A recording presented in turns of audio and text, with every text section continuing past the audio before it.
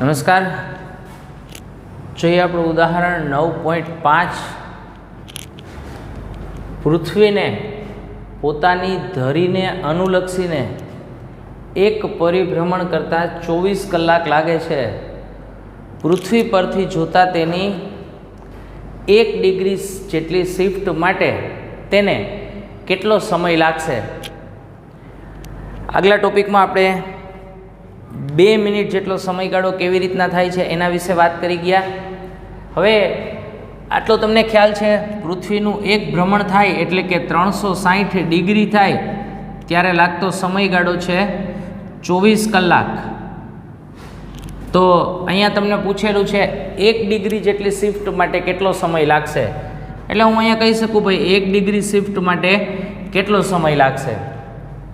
સીધી ત્રિરાશી છે, અહીંયા 24, આ 1 ગુણ્યા 24 છેદમાં 360. આ 24 કલાક છે એને મારે મિનિટમાં ફેરવવા હોય તો એને ગુણ્યા 60. સાદું રૂપ આપશો એટલે હવે તમારી રીતે આપી શકાય. અહીંયા આ બાજુ 6 એ ભાગ હલાવશો એટલે અહીંયા 6 ચોક 24, અહીંયા 36, આ બે ઉડી જશે એટલે જવાબ આવશે 4 મિનિટ. સાવ સરળ દાખલો છે, એમાં કાંઈ બહુ અગત્યની વાત નથી. એટલે 1 ડિગ્રી જેટલી શિફ્ટ માટેનો સમયગાળો થશે 4 મિનિટ. હવે આપણે અગત્યનો ટોપિક જોવો છે પૂર્ણ આંતરિક પરાવર્તન. જોઈએ પૂર્ણ આંતરિક પરાવર્તનમાં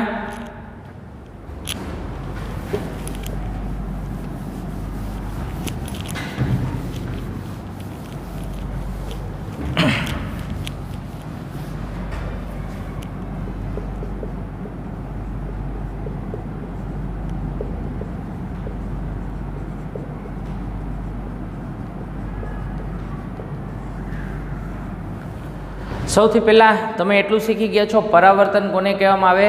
જ્યારે પ્રકાશ કોઈ એક સપાટી ઉપર અથડાય અને પાછો ફેંકાવાની ઘટના છે એને પરાવર્તન કહેવામાં આવે. પ્રકાશ જ્યારે એક પારદર્શક માધ્યમમાંથી બીજા પારદર્શક માધ્યમમાં જાય, અત્યારે હું ખાલી અહીંયા આકૃતિ દોરું છું, તમે આકૃતિ સમજતા જજો એટલે એકદમ ક્લિયર થઈ જશે તમારો ટોપિક પૂર્ણ આંતરિક પરાવર્તન. અત્યારે ધારો કે આપણે આવી એક આકૃતિ દોરીએ, અહીંયા ઘટ્ટ માધ્યમ છે એવું સમજી લો, પાણીનું માધ્યમ છે, આ ઘટ્ટ માધ્યમ અને પાણીનું માધ્યમ છે એવું સમજો. આ બાજુ પાતળું માધ્યમ, એને તમે ધારો કે હવાનું માધ્યમ છે એવું કહીએ. એટલે હવે જ્યારે પ્રકાશનું કિરણ ઘટ્ટ માધ્યમમાંથી પાતળા માધ્યમમાં જાય તો તમને ખ્યાલ છે લંબથી દૂર તરફ જશે. હવે ઘટ્ટ માધ્યમ છે, ધારો કે અહીંયાના માધ્યમનો વક્રી ભવનાંક તમે n1 કહો, આ ઉપરના માધ્યમનો વક્રી ભવનાંક તમે n2 કહો. અહીંયા ધારો કે કોઈ એક બિંદુ છે પ્રકાશિત, અને આ એક બિંદુવત વસ્તુ છે, અહીંયા હું બરાબર લંબ રૂપે કિરણ દોરું છું.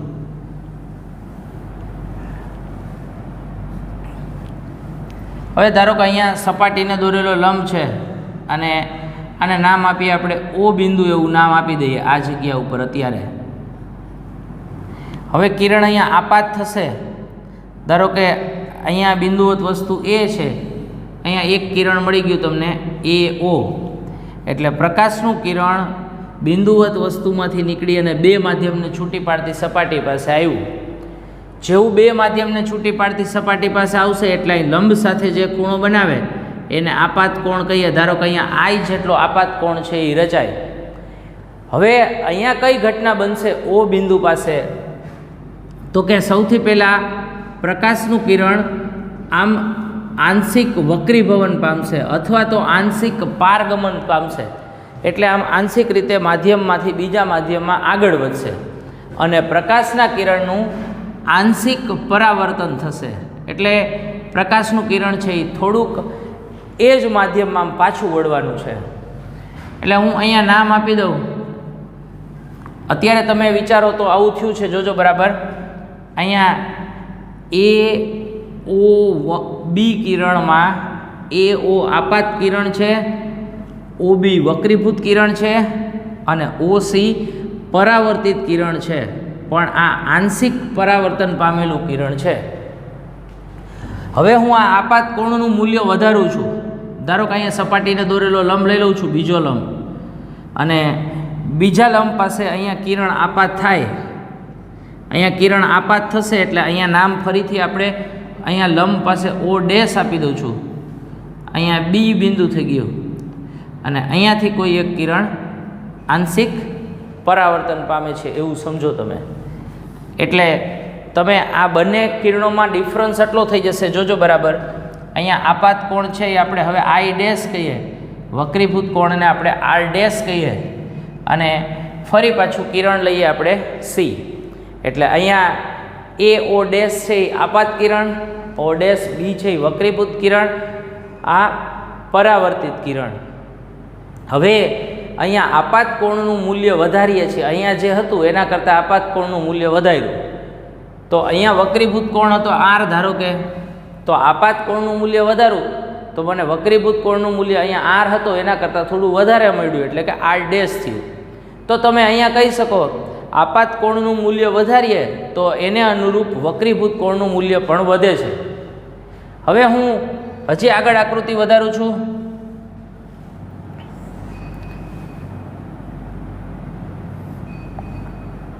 ધારો કે અહીંયા O ડબલ ડેશ બિંદુ કહી દઉં છું. હવે આ આપાત કોણ કહીએ આપણે IC, અને ત્યારે વક્રીભૂત કિરણ O ડબલ ડેશ B આ રીતે થઈ જાય છે અને વક્રીભૂત કોણ આ રીતનો બની જાય છે. હવે જોજો બરાબર. હવે આપાત કોણનું મૂલ્ય વધાર્યું એટલે I ડેશ કરતાં પણ મેં મોટું કર્યું, IC કરી નાખ્યો, ત્યારે નામ આપીએ છીએ એને. તો વક્રીભૂત કિરણ બે માધ્યમને જુદી પાડતી સપાટી, એટલે કે આ સપાટી છે બે માધ્યમને જુદી પાડતી સપાટી છે. તો વક્રીભૂત કિરણ બે માધ્યમને જુદી પાડતી સપાટીને સમાંતર રૂપે ગોઠવાઈ જાય છે.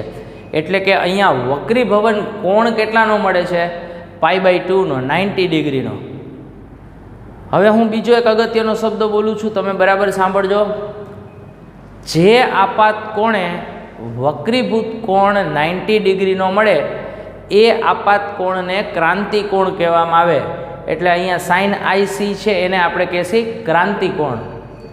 હવે એના પછીના બિંદુ પાસે આપણે અથવા તો લંબ પાસે આગળ વધીએ.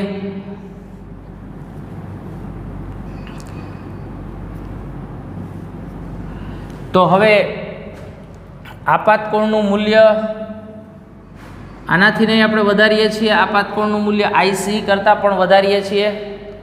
તો જ્યારે આપાત કોણનું મૂલ્ય ક્રાંતિકોણના મૂલ્ય કરતાં વધી જશે ત્યારે કિરણ એ જ માધ્યમમાં પૂરેપૂરું પરાવર્તન પામશે.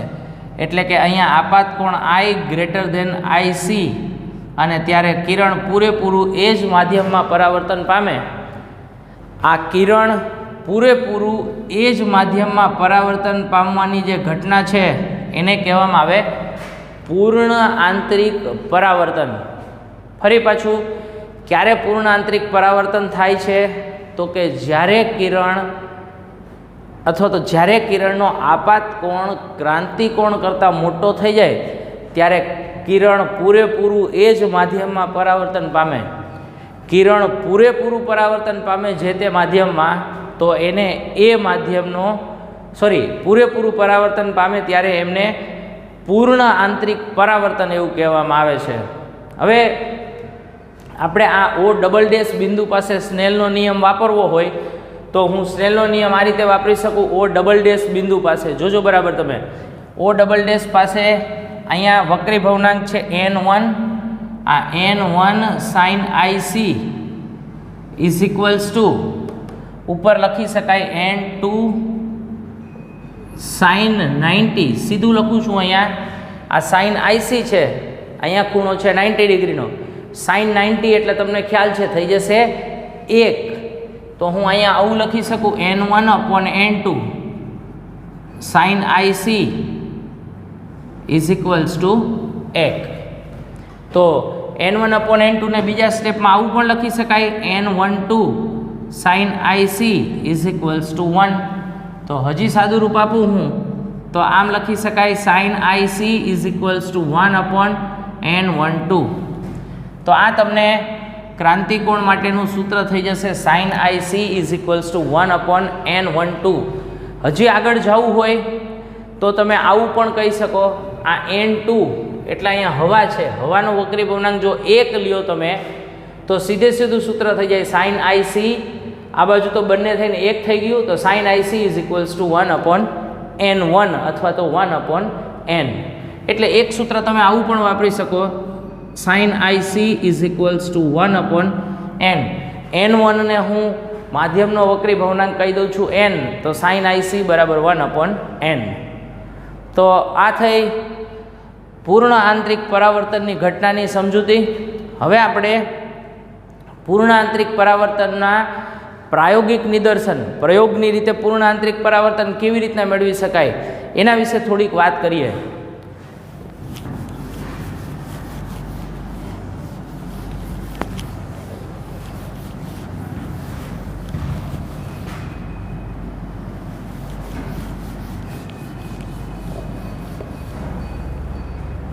પૂર્ણ આંતરિક પરાવર્તનનું પ્રાયોગિક નિદર્શન બહુ સરળ વાત છે, આમાં કંઈ બહુ એવી અગત્યની વાત નથી. તમારે પ્રયોગ કરી અને પૂર્ણ આંતરિક પરાવર્તન કેવી રીતના મેળવી શકાય એના વિશેની વાત છે. ધારો કે પ્રાયોગિક રીતે પૂર્ણ આંતરિક પરાવર્તન મેળવવું છે એવું તમે સમજી લો કે કોઈ અહીંયા કાચનું બીકર છે અને કાચના બીકરમાં આપણે આમ પાણી ભરેલું છે આ સપાટી સુધી, અને બીકર છે એ ટેબલ ઉપર ગોઠવેલું છે અને ઉપરના ભાગમાં આમ છત છે. બે ઘટનાઓ આપેલી છે, એના માટે આપણે કામ કરશે. અત્યારે ધારી લો કે તમારી પાસે ઓલી મેળાની અંદર ને રમકડાની લેઝર લાઇટ છે યુઝ કરતા હોય છે, આમ દિવાલ ઉપર વોલ ઉપર ટપકાઓ પાડતા હોય છે. તો આપણે લેઝર લાઇટની મદદથી પૂર્ણ આંતરિક પરાવર્તનની ઘટનાનું પ્રાયોગિક નિદર્શન કરી શકીએ. કેવી રીતના થાય જોઈએ. ધારો કે અત્યારે સ્વચ્છ પાણી છે અહીંયા ભરેલું એક કાચના પાત્રની અંદર. હવે તમારે આ પાણીમાં થોડું સાબુ નાખી દો એટલે પાણીને થોડુંક ડોળું કરી દેવાનું છે. હવે પાણીને ડોળું કરી દો અને પછી તમે અહીંથી ક્રોસમાં લેઝર લાઇટ બરાબર પાણીની અંદર દાખલ કરશો એટલે પ્રકાશનો ગતિમાર્ગ અથવા તો પ્રકાશનો આખો ગતિપથ તમને દેખાશે. હવે થવાનું છે શું, તો કે આ સપાટી પાસેથી થોડુંક કિરણ વક્રીભવન પામીને આમ આગળ વધશે, બીજું કિરણ આમ આંશિક પરાવર્તન પામશે. હવે તમારે જોવું હોય કે આ વક્રીભવન પામીને આમ આગળ વધે છે કેમ ખબર પડશે આપણને, તો તમે લેઝર લાઇટથી અહીંયા જેવું પ્રકાશનું બીમ પાડશો એટલે એક ટપકું આમ ઉપર દિવાલમાં રચાશે. દિવાલમાં રચાશે એટલે તમને ખ્યાલ આવી જશે કે ભાઈ અહીંયા પ્રકાશનું આંશિક પારગમન થયું અથવા તો વક્રીભવન થયું. બીજું ટપકું અહીંયા તમારી પાસે જે ટેબલ હશે, ટેબલ ઉપર જેના ઉપર તમે કાચનું પાત્ર ગોઠવેલું હશે એ ટપકું ટેબલ ઉપર રચાતું હશે. એટલે તમને આ ખ્યાલ આવી જશે પહેલી પોઝિશનનો. હવે મારે બીજી પોઝિશન કરવી છે, અહીંયા ને અહીંયા મારે ખરેખર તો મેળવવું છે પૂર્ણ આંતરિક પરાવર્તન. હવે આગલી થિયરી તમે જોઈ ગયા, આગલી થિયરીમાં આપણે કરતા હતા શું, તો કે આપાત કોણની કિંમત છે એ વધારતા જતા હતા. જેમ જેમ આપાત કોણની કિંમત વધારતા હતા એમ એક આપાત કોણ એવો આવતો હતો કે જે આપાત કોણે વક્રીભૂત કોણ 90 ડિગ્રીનો થતો હતો. જે આપાત કોણે વક્રીભૂત કોણ 90 ડિગ્રીનો થતો હતો એ આપાત કોણને આપણે શું કહેતા હતા, ક્રાંતિકોણ. તમારે પૂર્ણ આંતરિક પરાવર્તન મેળવવા માટે શું કરવાનું, તો કે ક્રાંતિકોણ કરતાં પણ મોટા ખૂણે કિરણને આપાત કરવાનું. એટલે અહીંયાથી લેઝર લાઇટમાં તમે આ આપાત કોણ બદલાવતા જવાના. તો એક આપાત કોણ એવો મળશે કે જ્યારે કિરણનું પૂર્ણ આંતરિક પરાવર્તન થશે. હવે તો તમારે તો પ્રયોગની અંદર કેમ ખબર પડશે કે ભાઈ પૂર્ણ આંતરિક પરાવર્તન થયું, તો બરાબર વિચારો તમારી જાતે. તમે અહીંયા ઉપર આમ એક ટપકું દેખાતું હતું, જ્યાં ઉપર ઓલું ટપકું દેખાતું હતું દિવાલમાં, એ દિવાલમાં ટપકું દેખાતું બંધ થઈ જાય એટલે તમારે સમજી લેવાનું કે હવે આનું વક્રીભવન થતું નથી. તો હવે ટપકું તમને ક્યાં જોવા મળવાનું છે, ખાલી ટેબલની સપાટી ઉપર જ જોવા મળશે. એટલે ટેબલની સપાટી ઉપર ટપકું જેટલી તીવ્રતાવાળું દેખાતું હતું એના કરતાં એકદમ ઘાટું દેખાશે અને દિવાલ ઉપર ટપકું દેખાતું બંધ થઈ જશે. તો આ ઘટના થઈ પૂર્ણ આંતરિક પરાવર્તનની ઘટના. હવે ધારો કે એક નાનકડી કાચની નળી છે હવે, અને આ કાચની નળીમાં વારંવાર પૂર્ણ આંતરિક પરાવર્તન આપણે મેળવવું છે, તો શું થાય? આ અગત્યની વાત. ફાઇબર ઓપ્ટિક કેબલની અંદર પણ વારંવાર પૂર્ણ આંતરિક પરાવર્તન છે એ મેળવવામાં આવે. શું થાય બરાબર જોજો.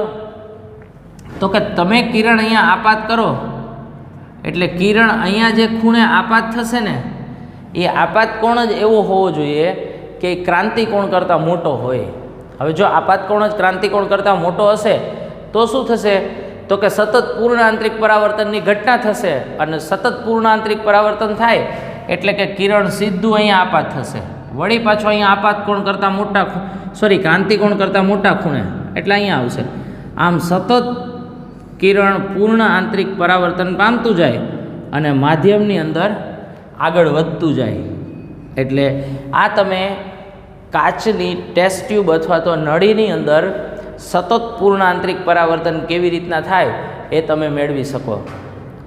આના પછીના ટોપિકમાં આપણે હવે પૂર્ણ આંતરિક પરાવર્તનની ઘટનાના ઉપયોગો, મરીચિકાની ઘટના છે, હીરો છે એ કેવી રીતના ચળકાટ મેળવે છે એના વિશે આપણે જોઈએ. પૂર્ણ આંતરિક પરાવર્તનમાં આપણે આગળ વધીએ. હવે સમજવાનો છે આપણો અગત્યનો ટોપિક, કુદરતમાં પૂર્ણ આંતરિક પરાવર્તન અને આ ઘટનાના પ્રૌદ્યોગિકી ઉપયોગો. હવે આ પ્રૌદ્યોગિકી ઉપયોગો શબ્દ સમજવામાં થોડો અઘરો લાગે, પણ જો તમે એનું ઇંગ્લિશ સમજો ને, પ્રૌદ્યોગિકી ઉપયોગો એટલે ટેકનોલોજીકલ એપ્લિકેશન. એટલે હવે તમને ખ્યાલ આવી જાય ટેકનોલોજીકલ એપ્લિકેશનનો અર્થ શું થાય એ તમે બરાબર સમજો છો. એનો અલગ અલગ ટેકનિક પ્રમાણે કેવી રીતના ઉપયોગ થાય છે એના વિશે આપણે સમજવાનું છે. સૌથી પહેલાં આપણે જોઈએ મરીચિકા અથવા તો મૃગજળની ઘટના. પૂર્ણ આંતરિક પરાવર્તનને કારણે કેવી રીતના જોવા મળે છે મરીચિકા અથવા તો મૃગજળ એ આપણે સમજીએ. તમને ખ્યાલ છે જ્યારે ઉનાળાનો સમય હોય અને એકદમ ગરમી પડતી હોય, વધારે ટેમ્પરેચર હોય, ગરમ દિવસો હોય, ત્યારે તમે જ્યારે બપોરના સમયે અથવા તો ક્યારેક મુસાફરી કરતા હોય બપોરના ટાઈમમાં ફૂલ ગરમી હોય ત્યારે તમે આમ તમારી કારમાં બેઠા હોય ને આમ બરાબર દૂર જુઓ રોડની સામે, તો તમને આમ મૃગજળ હોય અથવા તો પાણી જેવો આભાસ થતો જોવા મળે. આ પાણી જેવો આભાસ જે થતો જોવા મળે છે એ મૃગજળ ખરેખર પૂર્ણ આંતરિક પરાવર્તનના કારણે બનતી ઘટના છે. શું થાય એ ઘટનાની અંદર આપણે જોઈએ. ધારો કે અહીંયા રોડના કાંઠા પાસે કોઈ એક વૃક્ષ છે,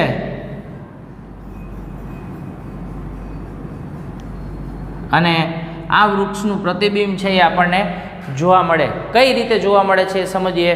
હવે એક એટલું સિમ્પલ છે કે ઉનાળામાં ગરમ દિવસોમાં ડામરનો રોડ હોય અથવા તો જમીનના સંપર્કમાં રહેલી હવા હોય એ એકદમ ગરમ હવા હોય.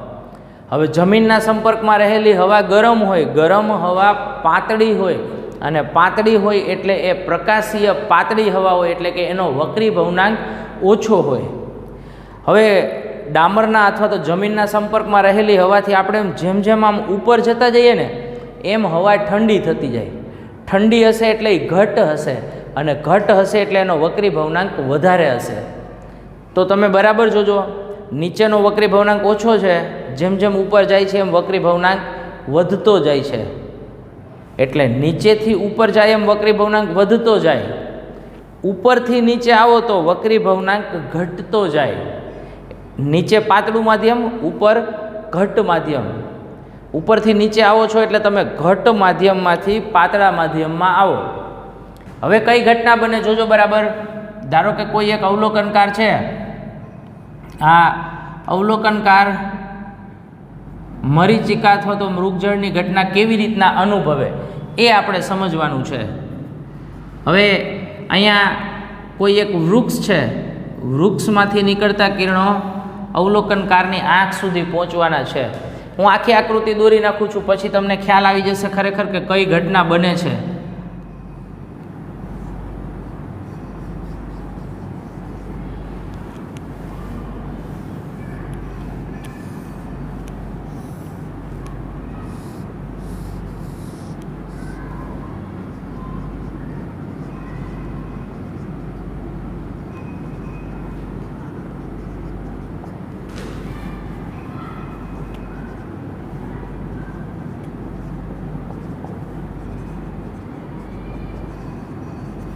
હવે જોજો બરાબર, જ્યારે ગરમ દિવસોની અંદર રસ્તાના કિનારા પાસે કોઈ એક વૃક્ષ હોય તો હવે વૃક્ષમાંથી નીકળતા કિરણો એટલે આમ ઉપરથી નીચે તરફ આવતા હશે.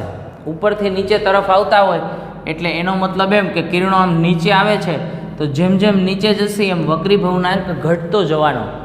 વક્રી ભવનાંક ઘટતો જશે એટલે ઉપરનું માધ્યમ ઘટ હશે, નીચેનું માધ્યમ પાતળું હશે. એટલે ઘટ માધ્યમમાંથી પાતળા માધ્યમમાં કિરણ જાય એટલે આમ લંબથી દૂર તરફ જતું જાય. એટલે હું અહીંયા ધારો કે આમ લંબ દોરું ને તો કિરણ આમ લંબથી દૂર તરફ જતું જાય છે. હવે કિરણ ધીમે ધીમે લંબથી આમ દૂર તરફ જતું જાય. જ્યારે જમીનના સંપર્ક પાસે પહોંચે ને ત્યારે આ લંબ પાસે આપાત કોણ છે ક્રાંતિકોણ કરતાં પણ મોટો થઈ જાય અને કિરણ પૂર્ણ આંતરિક પરાવર્તન પામી અવલોકનકારની આંખમાં પ્રવેશે. દ્રષ્ટિરેખા એટલે કે સીધી દ્રષ્ટિરેખા પ્રમાણે જોવે એટલે અવલોકનકારને આ વૃક્ષનું પ્રતિબિંબ અહીંયા ઉલટું હોય એવું દેખાય. થાય શું ખરેખર તો કે ઉનાળાના દિવસોમાં જ્યારે તમે આમ દૂરથી જોતા હોય ત્યારે અહીંયા એક પાણીનું ખાબોચિયું હોય એવું લાગતું હોય તમને, અથવા તો પાણી હોય એવું લાગે, અને કાંઠે રહેલું વૃક્ષ છે એનું પ્રતિબિંબ આ ખાબોચિયાની અંદર આમ ઉલટું હોય એવી એક પ્રકાશીય ભ્રમણા થાય. આ પ્રકાશીય જે ભ્રમણા થાય છે એને કહેવામાં આવે છે મરીચિકા અથવા તો મૃગજળની ઘટના. તો આ રીતે પૂર્ણ આંતરિક પરાવર્તનને કારણે મરીચિકા અથવા તો મૃગજળની ઘટના છે જોવા મળે. હવે સેમ આવો જ એક બીજો ઉપયોગ છે, અથવા તો આપણે કહી શકીએ ઓલા પ્રૌદ્યોગિકી ઉપયોગો એટલે ટેકનોલોજીકલ ઉપયોગમાં ડાયમંડવાળી વાત તમને ખબર છે, હીરાની વાત. હીરો છે એ એકદમ ચળકતો હોય. ધારો કે હીરાવાળી વાત કરીએ, ડાયમંડ તો ચળકાટ ધરાવે.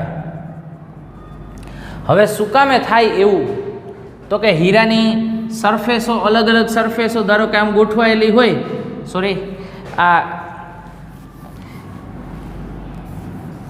આ હીરા માટેની વાત વિચારો તમે, અલગ અલગ સરફેસ છે એવું સમજો. તો અત્યારે મેં એવા સ્ટાર જેવી આકૃતિ દોરી છે પણ એની અલગ અલગ સરફેસ છે એવું સમજી લો. હીરા માટેની આ અલગ અલગ સરફેસ છે ડાયમંડ માટે. હવે જેવો પ્રકાશ આની અંદર પ્રવેશ છે એટલે અહીંયા સપાટી પાસે આપાત કોણ થશે. હવે હીરાનો ક્રાંતિકોણ છે એ અત્યંત નાનો રાખવામાં આવે એટલે 24 ડિગ્રીની આસપાસ હોય છે. જ્યારે હવા અને કાચના આંતરપૃષ્ઠ પાસે, એટલે અહીંયા ધારો કે હવા અને કાચ વિશે વિચારો ને, અહીંયા હવા છે અને અહીંયા કાચની શરૂઆત થાય. એટલે અહીંયા હવા અને કાચ પાસે હીરાના આંતરપૃષ્ઠ પાસે અહીંયા ક્રાંતિકોણ અથવા તો જે પૂર્ણ આંતરિક પરાવર્તન માટે જવાબદાર ખૂણો છે એ ખૂણો અત્યંત નાનો હોય. એટલે કિરણ જેવો આપાત થાય ને એટલે પૂર્ણ આંતરિક પરાવર્તન કરતાં મોટા ખૂણે જ આપાત થશે. એટલે મોટા ખૂણે આપાત થશે એટલે અંદરના ભાગમાં સતત પૂર્ણ આંતરિક પરાવર્તન થશે. સતત પૂર્ણ આંતરિક પરાવર્તન થાય એટલે હીરો એકદમ ચળકાટ ધરાવતો હોય એવું દેખાય. ખરેખર કુદરતમાં જ્યાં ખાણોમાંથી મળી આવે છે હીરાઓ એ ચળકાટ ધરાવતા નથી હોતા, પણ હીરાના અલગ અલગ કારીગરો એ હીરાની અલગ અલગ સરફેસ, તમે કદાચ ક્યાંક વાત સાંભળેલું હશે તો ઓલું અલગ અલગ ઘાટ આપતા હોય, પેલ પાડતા હોય. એ ઘાટ અને પેલ અલગ અલગ સરફેસ બનાવે, સરફેસનો ક્રાંતિકોણ નાનો રાખે એટલે જેવો પ્રકાશ અંદર પ્રવેશે એટલે પૂર્ણ આંતરિક પરાવર્તન અને એને કારણે ચળકાટ ધરાવતું જોવા મળે. હવે આ જે પૂર્ણ આંતરિક પરાવર્તનની ઘટના પ્રિઝમમાં કેવી રીતના થાય એ આપણે જોઈએ.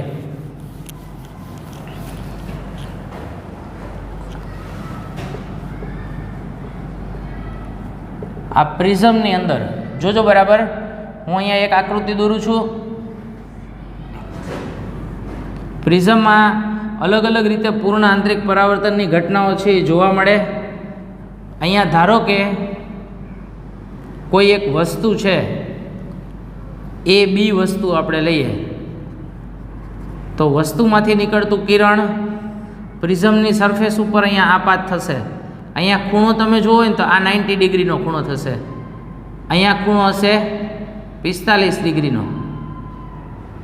આ આપાત કોણ થયો આ ખૂણો 45 ડિગ્રીનો થશે, અહીંયા 90 ડિગ્રીનો ખૂણો થશે, એટલે આપાત કોણ થયો 45 ડિગ્રીનો. હવે જોજો બરાબર, આ આપાત કોણ ક્રાંતિ કોણ કરતાં મોટો હોય, એટલે કે 45 ડિગ્રી કરતાં મોટો હોય, એટલે અહીંયા પૂર્ણ આંતરિક પરાવર્તનની ઘટના થવાની. સેમ એવી જ રીતના બીજું કિરણ બી માટે વિચારી શકીએ તો અહીંયા બી માટે પણ પૂર્ણ આંતરિક પરાવર્તનની ઘટના થાય. અને આ બાજુ અહીંયા તમને એનું પ્રતિબિંબ હતું, અહીંયા બી, એટલે કે અહીંયા એ અને બી. જોજો વસ્તુ કઈ રીતે ગોઠવાયેલી છે, તો કે શરૂઆતમાં વસ્તુ હતી આમ એ બી, આપણે પૂર્ણ આંતરિક પરાવર્તનને કારણે કઈ રીતે મળી ગઈ આ બાજુ, એટલે ખરેખર બે વચ્ચેનો ખૂણો કેટલો થઈ ગયો, તો કે 90 ડિગ્રી જેટલો. એટલે વસ્તુને 90 ડિગ્રીએ શિફ્ટ કરવો હોય તો આ પ્રિઝમની મદદથી તમે સરળતાથી કરી શકો. હવે પ્રિઝમને અલગ અલગ રીતે તમે રાખો તો 90 ડિગ્રીની જગ્યાએ 180 ડિગ્રીએ પણ આપણે એને શિફ્ટ કરી શકીએ. જોઈએ કેવી રીતના થાય 180 ડિગ્રીએ શિફ્ટિંગ.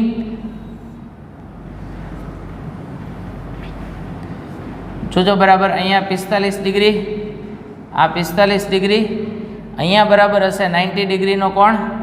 હવે ધારો કે વસ્તુ અહીંયા છે આપણી પાસે એ બી, તો વસ્તુમાંથી નીકળતું કિરણ આ સપાટી ઉપર આવશે, અહીંયા ફરી પાછું આ સપાટી ઉપર આવશે, અહીંયાથી પૂર્ણ આંતરિક પરાવર્તન પામીને આ બાજુ આવશે. સેમ એવું ને એવું જ આ બીમાંથી નીકળતું કિરણ લઈએ તો આ બાજુ પાસેથી ફરી પાછું અહીંયા આવશે, અહીંયાથી ફરી પાછું કિરણ આ બાજુ આવશે, એટલે એનું પ્રતિબિંબ અહીંયા નીચે તરફ આવ્યું, આ બાજુ બીનું પ્રતિબિંબ આવી ગયું ઉપર તરફ. એટલે વસ્તુ છે આમ એ બી, આપણે એનું પ્રતિબિંબ મેળવી નાખ્યું છે આમ એ બી, એટલે વસ્તુ હતી આમ સીધી આપણે કરી નાખી છે આમ, એટલે આમ ઉપર હતી એની બદલે આમ કરી નાખી, એટલે એમની વચ્ચેનો ખૂણો કેટલો થઈ ગયો 180 ડિગ્રી. એટલે જો તમારે વસ્તુને 180 ડિગ્રી શિફ્ટ કરવી હોય તો તમે આ રીતનો પ્રિઝમ ગોઠવો, એટલે વસ્તુ છે એ 180 ડિગ્રીએ શિફ્ટ કરી શકો. તમને ત્રીજી આકૃતિ પણ આપેલી છે પ્રિઝમ માટેની, સરળ આકૃતિ છે, સમજી શકાય એવું છે. ત્રીજી આકૃતિમાં તમારે આ રીતનો પ્રિઝમ આપ્યો છે.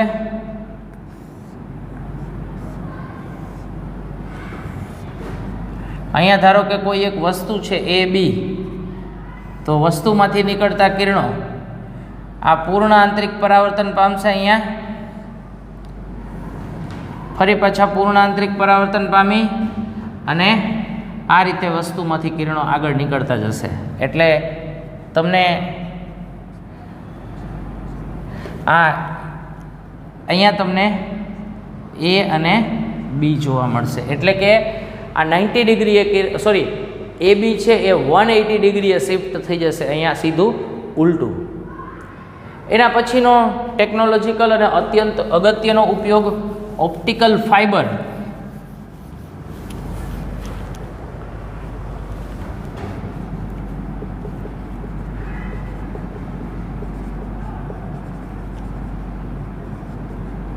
ઓપ્ટિકલ ફાઇબર્સની અંદર જોજો બરાબર, આજકાલ ઓપ્ટિકલ ફાઇબર્સનો બહુ જ મોટો ઉપયોગ કરવામાં આવે છે, પણ ઓપ્ટિકલ ફાઇબરમાં પૂર્ણ આંતરિક પરાવર્તનની ઘટના થાય. આપણે પૂર્ણ આંતરિક પરાવર્તનની ઘટનાનું પ્રાયોગિક નિદર્શન આવી ટ્યુબની અંદર જોયું હતું. પ્રકાશ આપાત થાય એટલે વારંવાર પૂર્ણ આંતરિક પરાવર્તન અનુભવે અને એને કારણે પ્રકાશ માર્ગમાં સતત આગળ વધતો જાય. ઓપ્ટિકલ ફાઇબર સામાન્ય રીતે વળેલા હોય, તમે ટેલિફોન લાઇનની અંદર આ રીતે જોઈ શકો. ઓપ્ટિકલ ફાઇબર બનાવવામાં આવે છે ગ્લાસ અથવા તો ફ્યુઝડ ક્વાર્ટ્સમાંથી. અત્યંત નાના માઇક્રોન વ્યાસ ધરાવતા ઓપ્ટિકલ ફાઇબર બનાવવામાં આવે. એના અંદરના પડવાળી વાત છે, અંદરનો ભાગ છે એને ઓપ્ટિકલ ફાઇબરનો ગર્ભ ભાગ એવું કહેવામાં આવે છે, કોર કહેવામાં આવે, અને બહારનો ભાગ છે એને કહેવાય ક્લેડિંગ. આ ક્લેડિંગ એટલે બહારનું આવરણ છે. બહારના આવરણ દ્વારા ઓપ્ટિકલ ફાઇબર એટલે કે અંદરનો જે ગ્લાસ અથવા તો ફ્યુઝ ક્વાર્ટ્સ છે એને રક્ષણ પ્રાપ્ત થાય. સામાન્ય રીતે ઓપ્ટિકલ ફાઇબરની જ્યારે રચના કરતા હોય ત્યારે ગર્ભ ભાગનો વક્રીભવનાંક એ બારનો એટલે કે કોરનો વક્રીભવનાંક ક્લેડિંગના વક્રીભવનાંક કરતાં મોટો રાખવામાં આવે. મોટો રાખવાનું માત્ર કારણ એટલું જ છે કે એમાં પૂર્ણ આંતરિક પરાવર્તનની ઘટનાઓ સરળતાથી થઈ શકે એટલા માટે. હવે થાય શું તો કે અહીંયા જેવો પ્રકાશ આપાત થશે, આ પ્રકાશ આપાત થયો એટલે અહીંયા આ લંબ સાથેનો ખૂણો છે એ ક્રાંતિકોણ કરતાં મોટો ખૂણો હશે, અને ક્રાંતિકોણ કરતાં મોટો ખૂણો હશે એટલે સતત પૂર્ણ આંતરિક પરાવર્તનની ઘટનાઓ થશે. આ સતત પૂર્ણ આંતરિક પરાવર્તનની ઘટના થાય એટલે પ્રકાશ ઓપ્ટિકલ ફાઇબરની મદદથી બહુ જ લાંબા અંતર સુધીનું ડિસ્ટન્સ કાપી શકે અને અત્યંત ઝડપી ડિસ્ટન્સ કાપી શકે. હવે અહીંયા તમે ક્લિયર થઈ શકશો, ઓપ્ટિકલ ફાઇબરમાં દાખલ થતો પ્રકાશ પૂર્ણ આંતરિક પરાવર્તન ત્યારે જ અનુભવે જ્યારે આપાત કોણ હશે ક્રાંતિકોણ કરતાં મોટો. હવે તમારે એ વાત સમજવાની છે આ ઓપ્ટિકલ ફાઇબરના યુઝ ક્યાં થાય છે. તો સૌથી વધારે અત્યારે તો મેડિકલ ક્ષેત્રની અંદર, ટેલિકોમ્યુનિકેશનની અંદર ઓપ્ટિકલ ફાઇબર બહુ જ મોટા પ્રમાણમાં યુઝ થાય છે. પણ ઓપ્ટિકલ ફાઇબરમાં પ્રકાશના સંદેશાઓનું પ્રસરણ થાય છે, કારણ કે પ્રકાશનું પૂર્ણ આંતરિક પરાવર્તન થાય. હવે ધારો કે આપણે ટેલિફોન લાઇન છે એમાં ઓપ્ટિકલ ફાઇબરનો ઉપયોગ થાય એવું સમજો, તો આપણે તો બોલીએ છીએ એટલે કે ધ્વનિ ઉર્જા બોલશો તમે માઇકની અંદર એટલે કે ધ્વનિવાળું વિદ્યુતમાં રૂપાંતર થશે. પણ અહીંયા શું કરવું પડશે તો કે અહીંયા એક ટ્રાન્સડ્યુસર નામનું સાધન હશે. આ ટ્રાન્સડ્યુસર શું કરશે તો કે વિદ્યુત સિગ્નલ હશે, આ વિદ્યુત સિગ્નલનું રૂપાંતર કરશે પ્રકાશના સિગ્નલમાં, અને પછી પ્રકાશના સંદેશાઓ આ રીતે પૂર્ણ આંતરિક પરાવર્તન પામી અને માધ્યમની અંદર આમાં આગળ વધશે.